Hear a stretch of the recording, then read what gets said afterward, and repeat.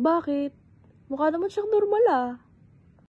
Diskriminasyon ng isang PWD commuter dahil hindi halata ang kanyang kondisyon. Ang driver ng sinakyan niyang ride-hailing app, kinestyon kung totoong PWD siya. Too often, people judge what they don't understand. Mockery, exclusion, silence, discuss invisible wounds. But what if we choose empathy over judgment? A small act of kindness can change someone's world.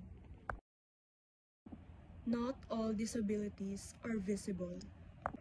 Not all struggles are seen. But respect and kindness should always be. Support inclusion, stop discrimination, choose empathy. Together, we build a safer, kinder world.